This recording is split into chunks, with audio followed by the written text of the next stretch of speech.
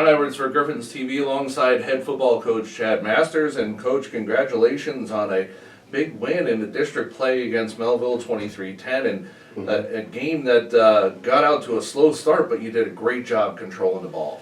Yeah, we did. First of all, our defense played phenomenal that game. I mean, we held them under 100 yards total of offense, which was a big thing for us.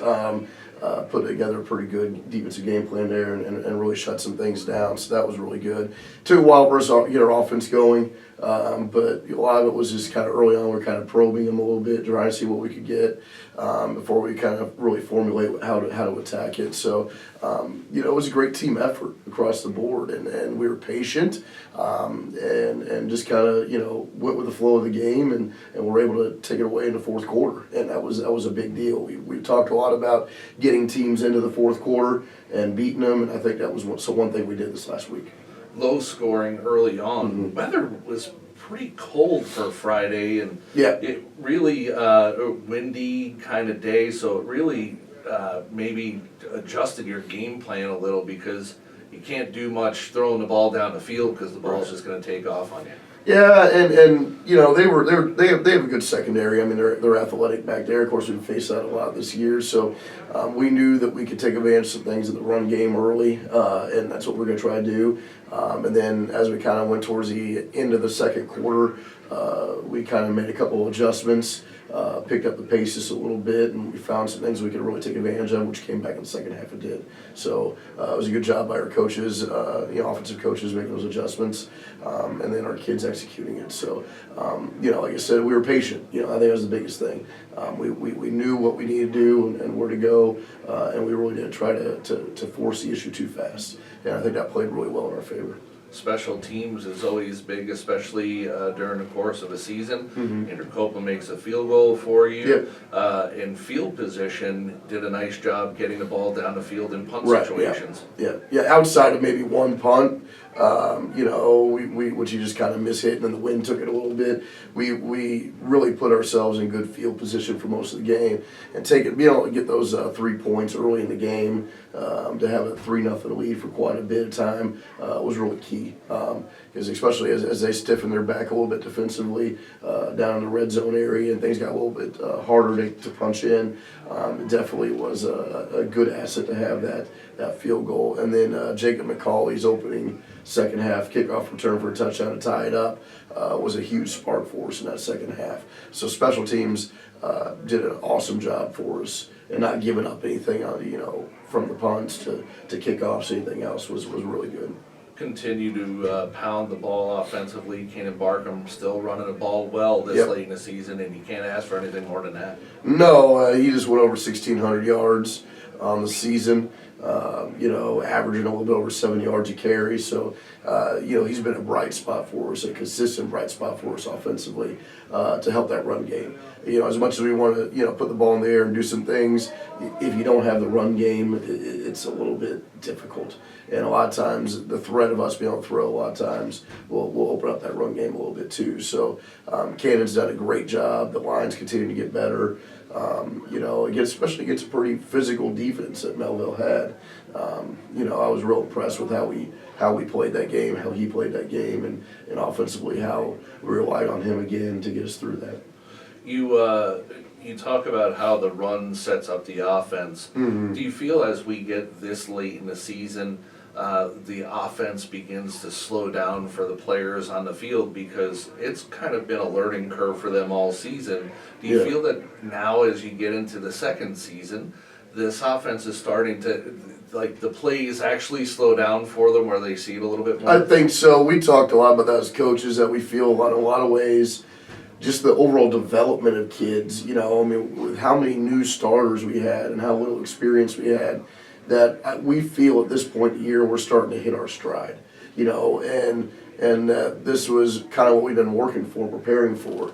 Would we like that to be in week 1, 2, or 3? Yeah, but it's kind of organic. You can't really, put a timeline on when that happens. So that's good for us now, but it's also good for us moving forward as a program next year and years beyond. that it's starting to slow down for them. It's starting to click for them a little bit. They're starting to gain a little bit more understanding. As we play to our strengths in the game plan, our strengths of our kids, we're starting to figure that out, and they are too. And just how to put all the pieces together, and it's becoming more second nature for them. This week you get Eureka. Yep. Eureka, a team that's dropped from Class 6 to Class 5. You saw them in Jamboree. You were out there in August. A big team, a physical team. Yep. You're expected much the same that you saw over the summer. Oh yeah, definitely. I mean, they're well coached. They're very disciplined. They don't make a whole lot of mistakes. Very aggressive defensively and offensively. Athletically, I think we match up in a lot of places. But we've got to match the speed of play and the style of play they have, which is a physical, fast, downhill style.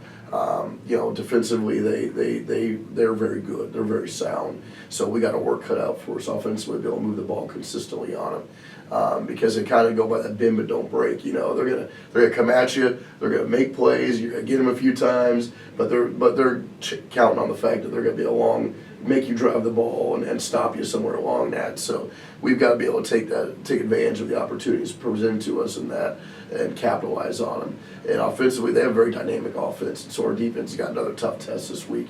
But when you become one of 16 teams remaining in the state of Missouri playing, every week's gonna get tougher.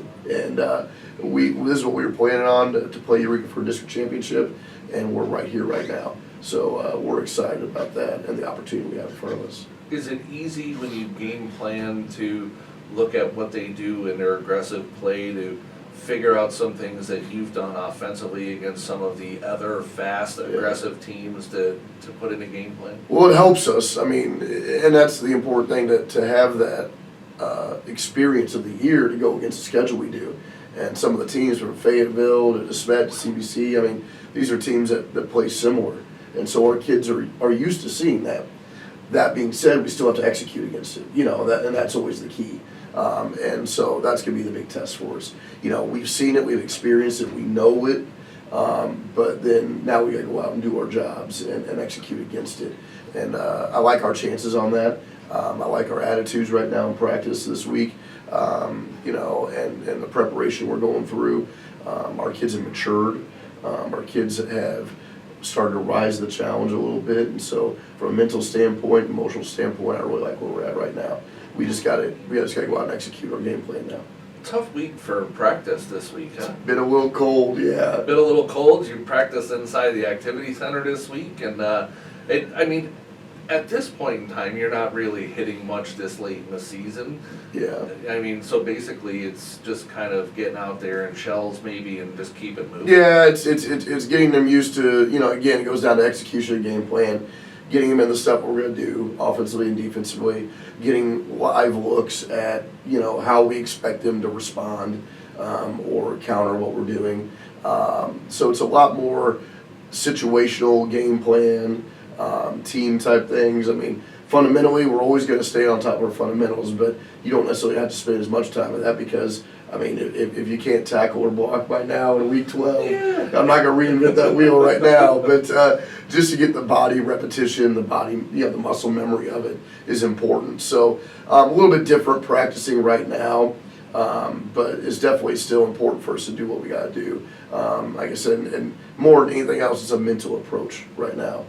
For things and getting the physical execution off the mental side of it.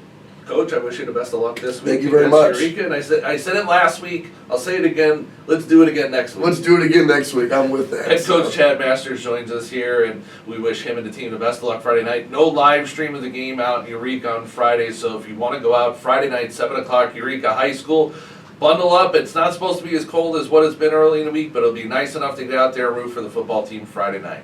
Go Griffins.